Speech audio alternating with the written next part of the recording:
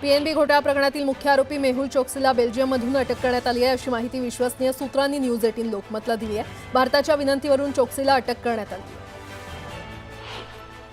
अभिनेता सलमान खान याला पुन्हा एकदा धमकी देण्यात आली आहे। मुंबईच्या वरळी येथील वाहतूक विभागाच्या व्हॉट्सअप नंबरवरून ही धमकी देण्यात आली आहे। बॉम्बनं सलमानची गाडी उडवण्याची धमकी देण्यात आल्यानं त्याच्या घराबाहेर सुरक्षा वाढवण्यात आली आहे। रायगडमधील महायुतीतील वाद आता पुन्हा एकदा चव्हाट्यावर येणार असल्याची चर्चा पुन्हा सुरू झाली आहे। कारण एका कार्यक्रमात बोलताना भरत गोगावले यांनी निवडणुकीतील राजकीय घडामोडींचा उल्लेख केला। बऱ्याच लोकांनी विरोध केला, पण मला कुणी हरवू शकलं नाही असं म्हणत नाव न घेता गोगावले यांनी तटकरेंवर आरोप केला असल्याची चर्चा राजकीय वर्तुळात सुरू आहे। जे पाकिस्तानात कधी घडणार नाही ते माझ्या बाबतीत घडलं। 2009 साली आमदार म्हणून निवडून आलो आणि खुनाचा गुन्हा दाखल झाला। तेव्हापासून बारामतीकरांशी संघर्ष सुरू आहे अशी जुनी आठवण ग्रामविकास मंत्री जयकुमार गोरे यांनी सांगितली। राजू शेट्टींची एका नेत्यानं पुन्हा साथ सोडल्या। युवा प्रदेशाध्यक्ष प्रशांत डिक्कर यांनी स्वाभिमानीला सोडचिठ्ठी दिली आहे। डिक्कर यांनी छत्रपती संभाजीराजेंची साथ धरली असून त्यांची स्वराज्य पक्ष किसान आघाडीच्या प्रदेशाध्यक्षपदी नियुक्ती करण्यात आली आहे। उबाठाच्या रोहा तालुका प्रमुख समीर शेडगे यांनी अखेर अजित पवार गटात पक्षप्रवेश केलाय। सुनील तटकरे आणि अदिती तटकरे यांच्या उपस्थितीमध्ये पक्षप्रवेश करण्यात आला। रत्नागिरी जिल्ह्यातील दापोलीमध्ये महाराष्ट्र राज्य प्राथमिक शिक्षक समितीचा मेळावा आयोजित करण्यात आला होता। या मेळाव्याला राज्यमंत्री योगेश कदम यांनी हजेरी लावली। मेळाव्याच्या समारोप कार्यक्रमात योगेश कदम यांनी शिक्षकांच्या समस्या सोडवू सरकार तुमच्या पाठीशी आहे असं सांगितलं। एका रिंगमध्ये फडणवीस साहेब माझा फोन उचलतात असा अजब दावा माजी आमदार राम सातपुते यांनी केलाय। आम्ही भाजपचे कार्यकर्ते आहोत, कोणाच्या बापाला घाबरत नाही असं वक्तव्य देखील सातपुतेंनी केलं। बारामती शहर आणि तालुक्यात पिण्याच्या पाण्याच्या योजना मंजूर केल्यात, त्या सर्व मिळून 1,500 कोटींच्या असतील, तर बारामतीसाठी 100 दिवसात 1100 कोटींची कामं मंजूर करण्यात आली आहेत अशी माहिती उपमुख्यमंत्री अजित पवार यांनी दिली। स्त्री शिक्षणाच्या इतिहासाबद्दल केलेल्या उदयनराजेंच्या वक्तव्यानं खळबळ उडाली आहे। या वक्तव्यावरून गुणरत्न सदावर्ते यांनी उदयनराजेंवर टीका केली आहे। उदयनराजेंनी इतिहास समजून सांगावा अन्यथा माफी मागावी अशी मागणी केली आहे। रोहित पवार इंग्लिश मीडियममध्ये शिकलेला आणि सोन्याचा चमचा जन्माला घेऊन आलेला मुलगा आहे, त्याला जिल्हा परिषदेची शाळा काय कळणार असा खोचक टोला गुलाबराव पाटील यांनी लगावलाय। रोहित पवार अपूर्ण बुद्धीचा माणूस आहे, त्यानं आधी पूर्ण भाषण तपासून घ्यावं असा हल्लाबोल पाटलांनी केला। नाशिकमध्ये डीजेच्या आवाजानं तरुणाचा मृत्यू झाला अशी माहिती पोलिसांना मिळाली होती। याचं खरं कारण आता समोर आलंय। मागील 4 वर्षांपासून तो गंभीर आजारानं त्रस्त असल्यानं त्याचा मृत्यू झाल्याची माहिती पोलिसांनी दिली।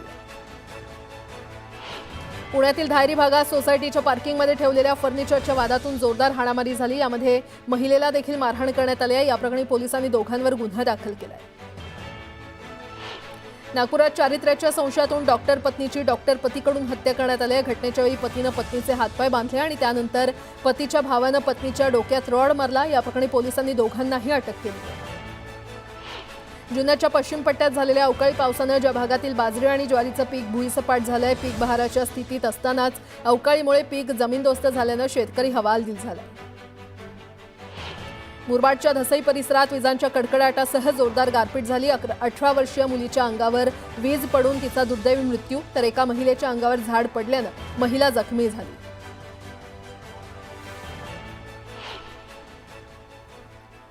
आता एक सविस्तर बातमी। केंद्रीय गृहमंत्री अमित शहा यांच्या दौऱ्यादरम्यान रायगडच्या पालकमंत्रीपदाच्या तिढ्यावर तोडगा निघेल अशी शक्यता व्यक्त केली जात होती, मात्र अद्यापही यावर तोडगा निघालेला नाहीये। अशातच अमित शहांसोबतच्या बैठकीनंतर उपमुख्यमंत्री एकनाथ शिंदेंनी भरत गोगावलेंना तातडीनं मुंबईला बोलावल्यानं विविध चर्चा सुरू झाल्या होत्या। आता रायगडच्या पालकमंत्रीपदाची माळ कुणाच्या गळ्यात पडणार याचीच उत्सुकता आहे। रायगडच्या पालकमंत्रीपदाचा तिढा, शहांच्या दौऱ्यानंतर तिढा सुटणार। रायगडचं पालकमंत्रीपद कोणाला मिळणार?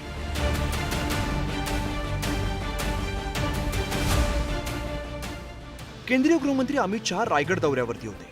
या दौऱ्यादरम्यान त्यांनी एनसीपीचे खासदार आणि प्रदेशाध्यक्ष सुनील तटकरेंच्या घरी भेट दिली। यावेळी तटकरेंकडून अमित शहांसाठी स्नेहभोजनाचं आयोजन करण्यात आलं होतं। गेल्या काही महिन्याभरापासून रायगडच्या पालकमंत्रीपदाचा तिढा कायम आहे। शिवसेना आणि एनसीपी दोन्ही या पालकमंत्री पदासाठी आग्रही आहेत। अशातच अमित शहा यांच्या रायगड दौऱ्यावरून पालकमंत्री पदावरती तोडगा निघणार असल्याची चर्चा होती। दरम्यान पालकमंत्री पदाबाबत कोणतीही चर्चा झाली नसल्याचं सुनील तटकरेंनी स्पष्ट केलंय। पालकमंत्रीबाबत चर्चा हा विषयच नाही। शेवटी मी सुद्धा दीर्घकाळ राजकारणामध्ये वावरतो आहे. अशा वेळेला आपल्या विनंतीला मान देऊन ज्यावेळेला केंद्रीय गृहमंत्री येतात त्यावेळेला त्यांचं स्वागत करणं, त्यांच्या समेत आलेल्या सर्व नेत्यांचं स्वागत करणं हे माझं कर्तव्य आहे. काय राजकीय भेट नाही. अमित शहांच्या रायगड दौऱ्यानंतर राजकीय घडामोडींना वेग आल्याचं दिसून येत आहे. रायगडच्या पालकमंत्री पदासाठी इच्छुक असलेल्या भरत गोगावलेंना एकनाथ शिंदेंनी फोन करून तातडीने मुंबईला बोलवून घेतलं. रायगडमधील सर्व नियोजित कार्यक्रम रद्द करून गोगावले मुंबईला रवाना झाले. पक्षाचे काय कामं आहेत, इतर काय घडामोडी आहेत. आता आम्हाला 15 तारखेला यांचा प्रवेश करायचा आहे. त्याच्यावर आम्हाला काही चर्चा अशा काही गोष्टी असतात. शेवटी पक्षबांधणी, पक्ष वाढवणं आणि जी काही जबाबदारी आमच्यावर दिलेली आहे मंत्र्यांची ती आम्हाला पार पाडेल. अरे मुंबईला आमचं काम तुम्ही फार म्हणजे आमच्या मनामध्ये काय, भरत गोगावलेच्या मनामध्ये काय, कोणाच्या मनामध्ये काय ते तुम्ही बातम्याद्वारे चालवता. अरे तुम्ही हे चालवा ना. आता हे नवीन नवीन प्रवेश होत आहेत, विकास होतो आहे, चाललंय सगळं कालचं, हे सगळं चालवा. दरम्यान राज्याचे उपमुख्यमंत्री अजित पवारांनीही रायगडच्या पालकमंत्री पदावरून लवकरच तोडगा निघेल असं सूचक विधान केले. रायगडच्या पालकमंत्री पदाचा विषय अजून सुद्धा चर्चा होतीये त्याच्यावर. आम्ही त्याबद्दल काही आपण काळजी करू नका, सगळं व्यवस्थित चाललेलं आहे. त्याचा यंदा टीपीसीचा प्लॅन पण जिल्हा वार्षिक योजनेच्या संदर्भामध्ये त्यांना जो काही निधी द्यायचा आहे तो पण निधी आम्ही दिलेला आहे. आणि त्याच्यातनं मार्ग निघाला तुम्हाला सांगितलं जाईल. गेल्या 3 महिन्यांपासून रायगडच्या पालकमंत्री पदाचा तिढा सुटलेला नाहीये. यावरून विरोधकांनी टोले हाणण्याची संधी साधून घेतली. पालकमंत्री पदाचा तिढा सुटला नाहीये, तो सुटेल का मग? बघा, पालकमंत्री आणि दुसऱ्यांना पालक पनीर असं झालं असेल मला वाटतं. खाली तटकऱ्यांकडे भोजनावळी होत्या, छान मटणाची जेवण वगैरे होतं. पण ठीक आहे, अशी स्नेह भोजनं व्हायला पाहिजे. पण पालकमंत्र्याचा तिढा काय ते सोडवू शकले नाही. रायगड सारख्या जिल्ह्याला म्हणजे तुम्ही छत्रपती शिवाजी महाराजांच्या नावानं प्रवचन दिलं रायगडावर, तिथे तुम्ही तुमच्या महायुतीमधला एकोपा दाखवू शकला नाही. रायगडच्या पालकमंत्री पदासाठी शिवसेना आणि एनसीपीची दावेदारी कायम आहे. आता अमित शहांच्या दौऱ्यानंतर तरी या पालकमंत्री पदावरती तोडगा निघणार का आणि कोणाच्या गळ्यात पालकमंत्री पदाची माळ पडणार याची उत्सुकता आहे. Bureau report, news 18 Lokmat. पुन्हा एकदा बातम्या पाहूयात वेगवान स्वरूपात.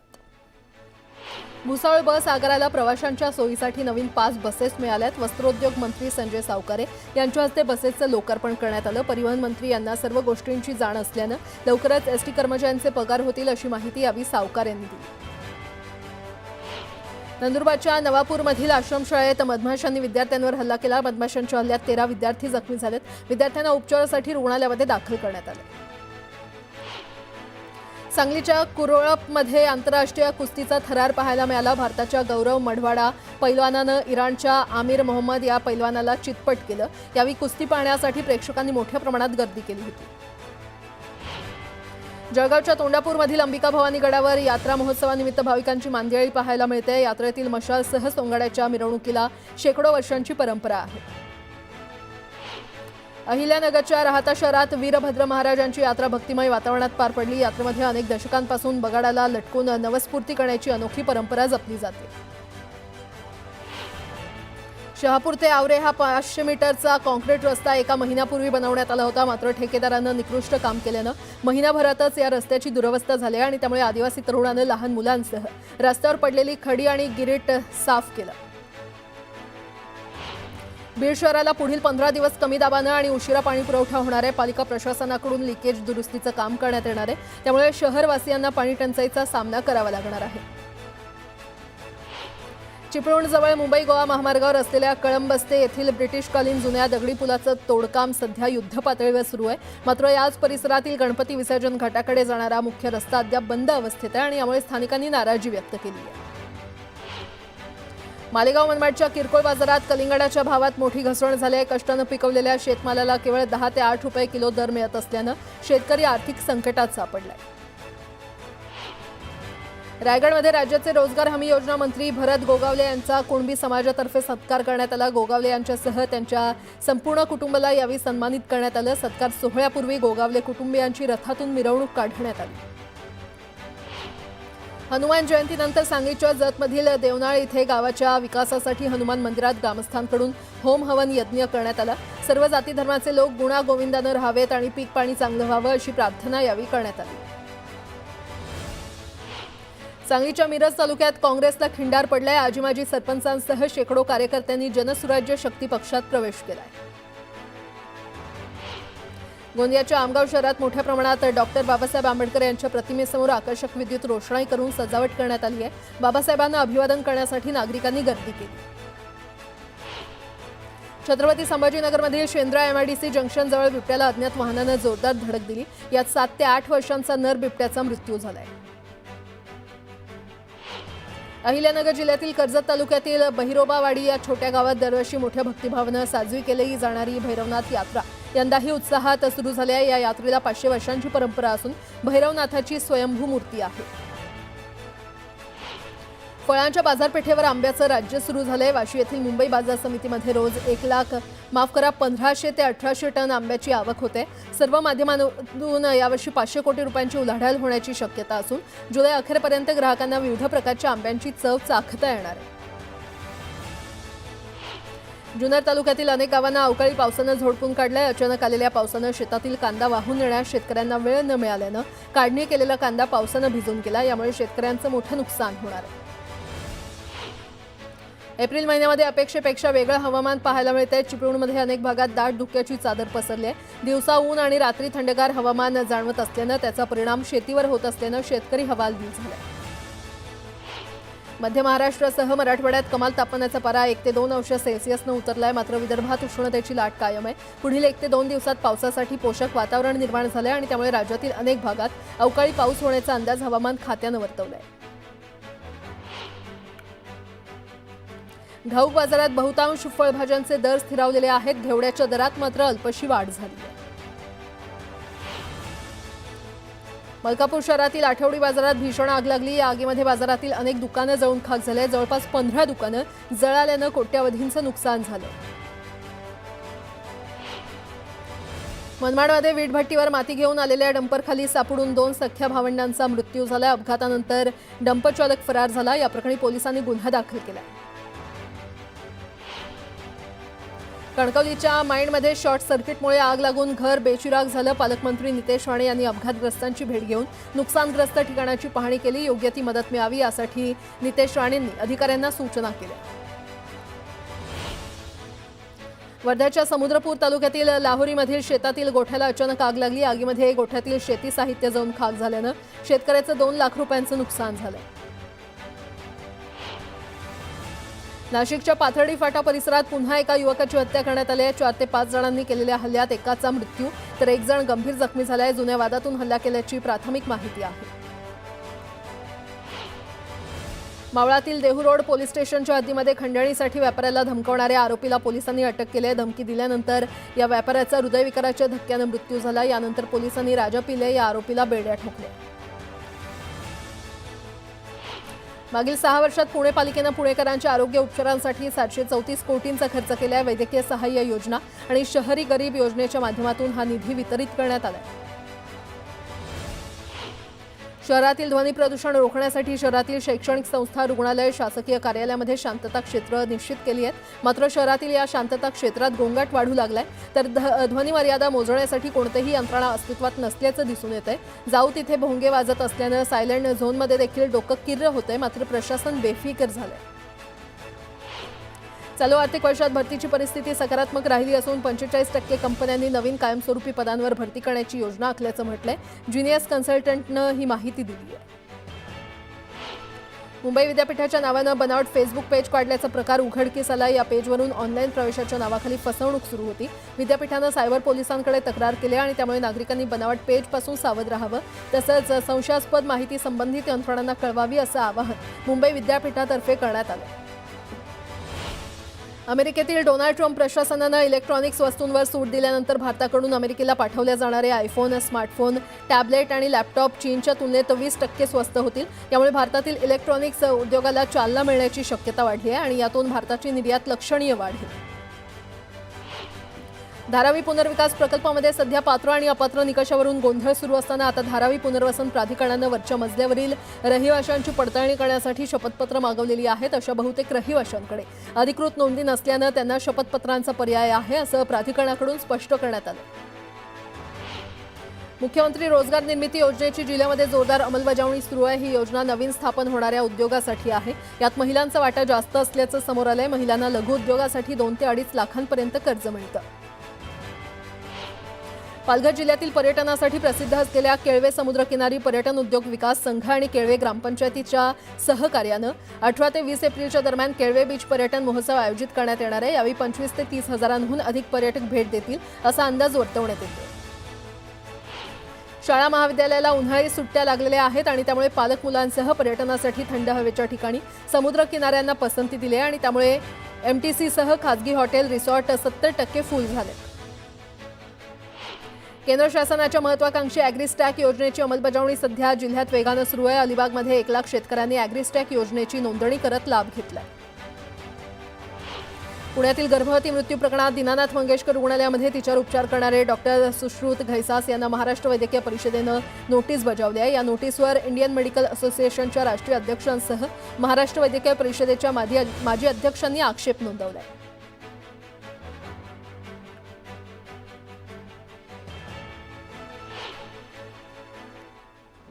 आता एक सविस्तर बातमी पाहूयात. अजित पवार यांनी साथ सोडल्यानंतर शरद पवार आणि त्यांच्यामध्ये दुरावा निर्माण झाला होता, पण आता हा दुरावा काहीसा कमी झाल्याचं दिसतंय.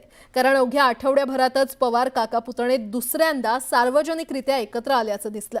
रविवारी अजित पवार आणि शरद पवार आजूबाजूला बसून गप्पा मारताना पाहून अनेकांच्या भुवया उंचावल्यात.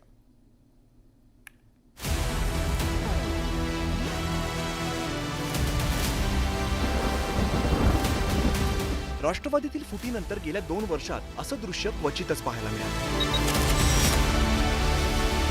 त्यामुळे रविवारी साताऱ्यातील काका पुतण्यातील ही जवळीक राजकीय वर्तुळात चर्चेचा विषय ठरली. साताऱ्यातील रयत शिक्षण संस्थेच्या मॅनेजिंग काउन्सिलच्या बैठकीला शरद पवारांसह अजित पवारांनी हजेरी लावली. महत्वाची गोष्ट म्हणजे शरद पवारांच्या बाजूच्या खुर्चीवर अजित पवार बसलेले होते. यावेळी काका आणि पुतण्यामध्ये चर्चा झाल्याचं पाहायला मिळालं. यावेळी शरद पवारांनी अजित पवारांना बैठकीतील काही मुद्द्यांबाबत माहिती सुद्धा दिली.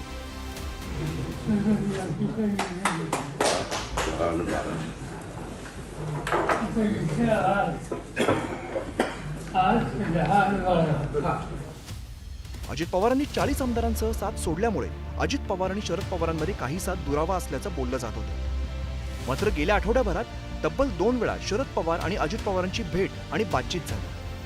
2 दिवसांपूर्वी जय पवार यांच्या साखरपुड्याच्या निमित्ताने पवार कुटुंब एकत्र आलं होतं. त्यानंतर आता रयतच्या बैठकीतही काका पुतण्यांमधील अंडरस्टँडिंग लक्ष वेधून घेतलं.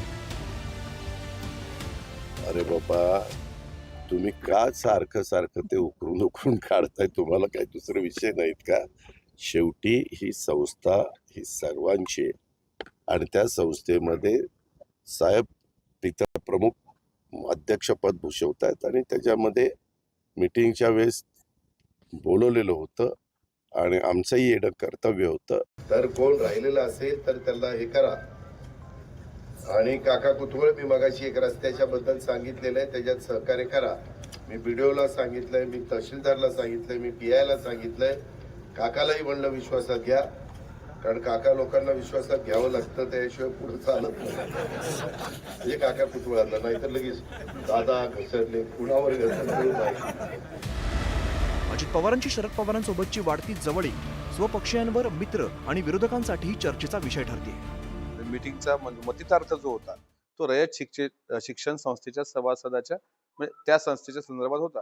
आता खुर्चीच्या जवळ खुर्ची असली तर बसणार तर ज्या नावापुढं आता अजितदादा पवार तिथे अजितदादा बसतील, पवार साहेब तिथे पवार साहेब बसतील, वळसे पाटील साहेब तिथे वळसे पाटील साहेब बसतील. मग त्याला काही राजकीय अँगल असण्याचं कारण नाही. किंवा एक वैशिष्ट्य असं आहे की शिक्षण क्षेत्र वेगळं, सहकार क्षेत्र वेगळं आणि राजकीय आखाडा वेगळा.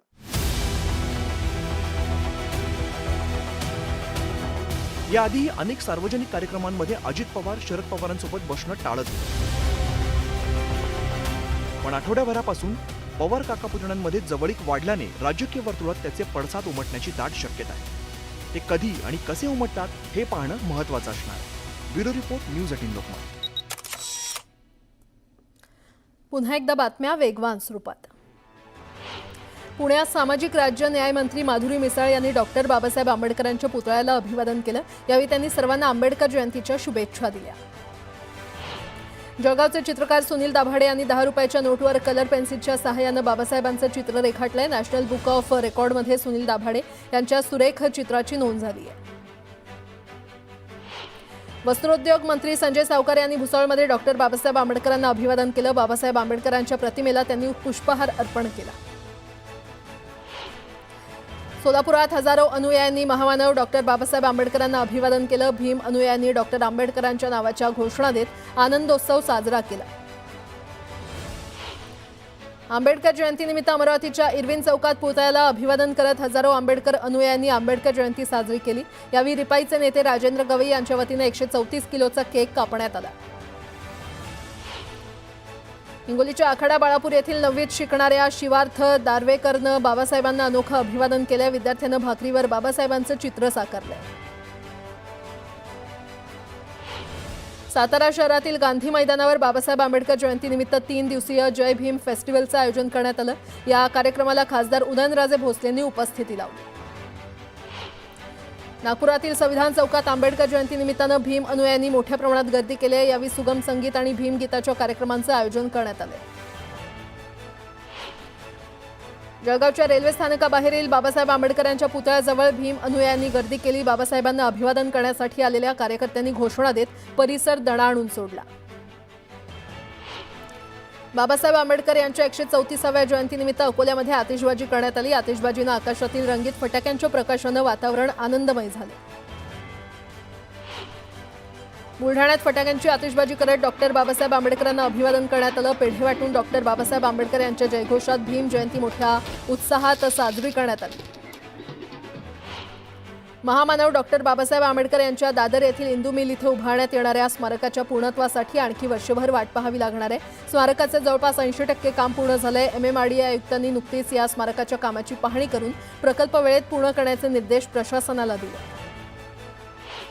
विक्रोळीमध्ये डॉक्टर बाबासाहेब आंबेडकर यांची जयंती मोठ्या उत्साहात साजरी करण्यात आली. रात्री 12 वाजल्यानंतर बुद्ध विहारमध्ये डॉक्टर बाबासाहेब आंबेडकरांच्या दर्शनासाठी मोठी गर्दी झाली होती. तसंच डीजेच्या तालावर भीम सैनिकांनी नृत्य केलं आणि फटाक्यांची आतिषबाजी केली. यावेळी भीम सैनिकांनी सफेद कपडे परिधान केले होते. कराड शहरात डॉक्टर बाबासाहेब आंबेडकर यांच्या 134व्या जयंतीनिमित्त रात्री 12 वाजता ध्वजारोहण आणि बुद्धवंदना देऊन समस्त बौद्ध बांधवांनी जयंतीच्या शुभेच्छा दिल्या. यावेळी आमदार डॉक्टर अतुल भोसले, माजी आमदार आनंदराव पाटील उपस्थित होते. या कार्यक्रमाला मोठ्या प्रमाणात बौद्ध बांधवांनी उपस्थिती लावत बुद्धवंदना दिली. महामानव डॉक्टर बाबासाहेब आंबेडकर यांच्या 134व्या जयंतीनिमित्त रात्री 12 वाजता नागपूरच्या संविधान चौकात जल्लोष करण्यात आला. रात्री 12 वाजता संविधान चौकात केक आणि ढोल ताशांचा गजर तसंच फटाक्यांची आतिषबाजी करण्यात आली. शहरात मिरवणुका काढून संविधान चौकात पोहोचल्यावर जय भीमचा जयघोष करण्यात आला.